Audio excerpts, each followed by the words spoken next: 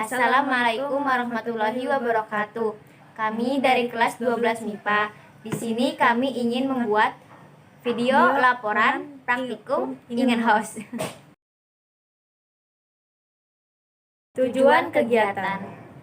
Pertama, untuk membuktikan adanya gas oksigen yang dihasilkan dari proses fotosintesis. Kedua, mengetahui faktor-faktor yang mempengaruhi proses fotosintesis.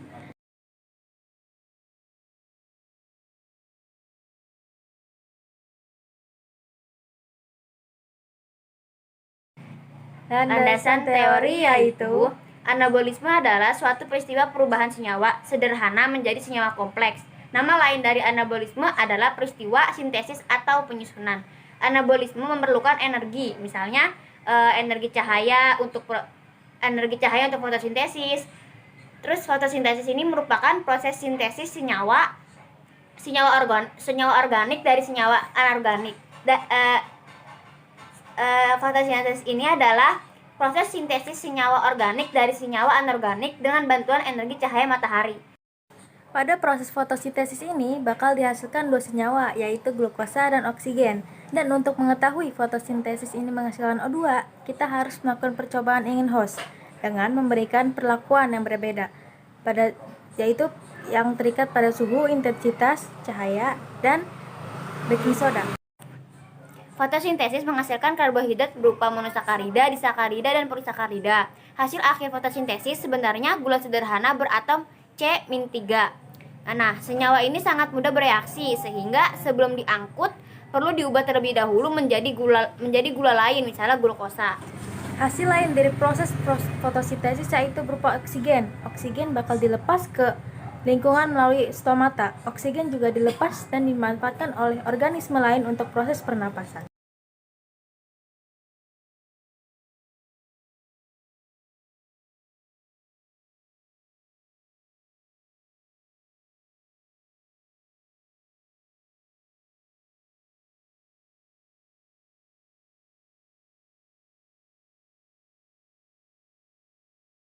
Langkah yang pertama yaitu ikat beberapa potong tanaman hidrilla dengan benang. Jangan terlalu kencang.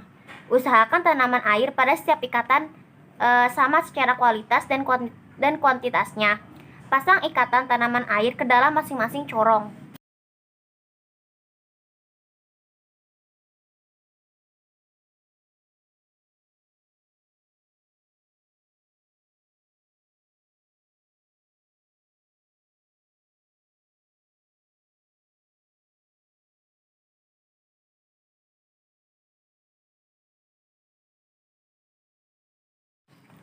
Setelah jadi seperti ini, kemudian rangkailah 5 perangkat percobaan seperti pada gambar percobaan engine house.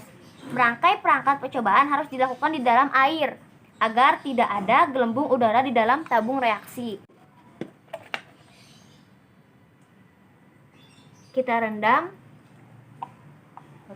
botol yang kita rendam corong yang telah diikatkan tanaman hidrilla dan telah dipasangkan balon ke dalam ember yang berisi air sembari ditutup.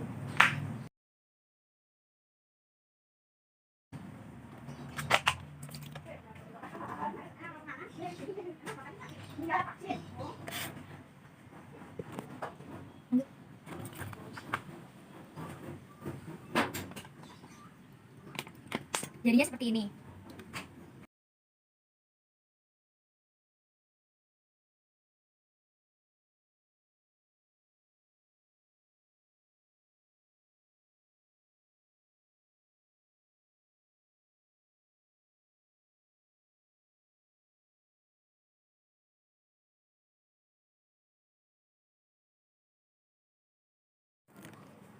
Nah, selanjutnya perangkat D ini akan kita beri es batu.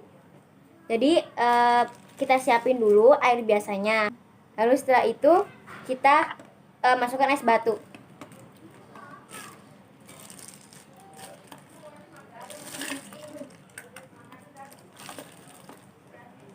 Dan tutup lagi dengan corong botolnya.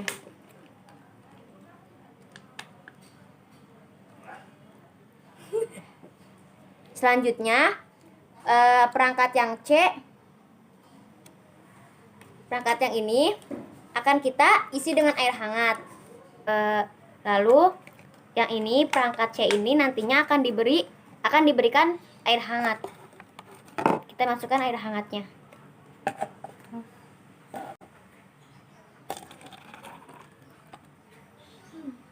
Lalu tutup dengan corong ini. Setelah itu, kemudian botol C yang ini nantinya yang sudah diberikan air hangat nantinya akan ditaruh di tempat yang terkena cahaya matahari langsung. Begitupun dengan botol yang D yang telah diberi air dingin juga sama, akan ditaruh di tempat yang terkena cahaya matahari langsung.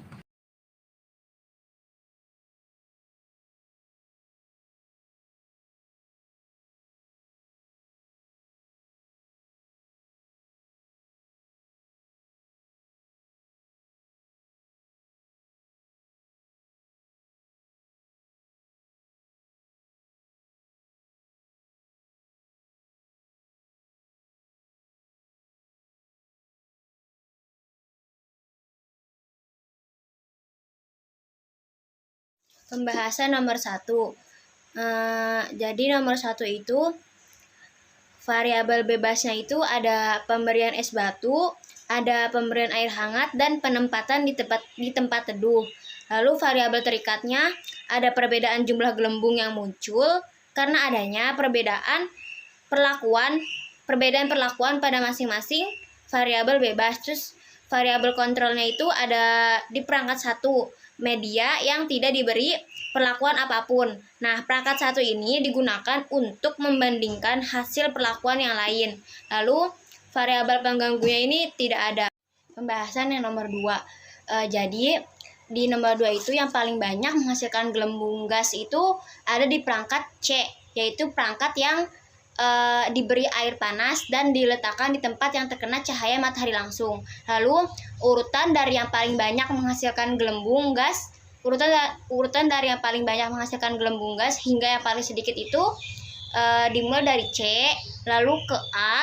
A ini yang perangkat yang diletakkan di tempat cahaya matahari langsung. Lalu ada perangkat B ini yang ditaruh di tempat teduh, dan yang terakhir itu yang paling sedikit itu perangkat D, yaitu perangkat yang diberi es batu atau air dingin. Yang ketiga itu tidak ada yang tidak menghasilkan gelembung gas. Nomor keempat yang dihasilkan adalah gas oksigen. Nah, nomor 5 ini karena untuk mengetahui adanya gas oksigen. Untuk mengetahui ada atau tidaknya gas oksigen, karena semakin terang apinya, maka semakin banyak juga oksigen yang terkandung. Nomor ke-6 dan 7 kita di skip karena kita tidak memakai baking soda. Nomor 8 itu faktor-faktor yang mempengaruhi fotosintesis itu ada cahaya, karbon dioksida atau CO2, dan suhu atau temperatur. Nah, akan tetapi faktor-faktor yang memengaruhi kecepatan fotosintesis yaitu cahaya matahari dan gas karbon dioksida atau CO2. Yang ke-9, reaksi sederhananya yaitu 6 CO2 ditambah 6 H2O ditambah juga cahaya matahari menghasilkan C6H12O6 plus O2. Ada juga kesimpulan dari percobaan Ingenhousz. Kesimpulan yang lain yaitu satu itu pertama, proses fotosintesis menghasilkan oksigen atau O2. Lalu yang kedua itu tinggi rendahnya suhu mempengaruhi proses fotosintesis. Yang ketiga, jumlah intensitas cahaya matahari juga mempengaruhi cepat tidaknya proses fotosintesis. Yang keempat, jumlah kadar CO2 mempengaruhi cepat tidaknya proses fotosintesis.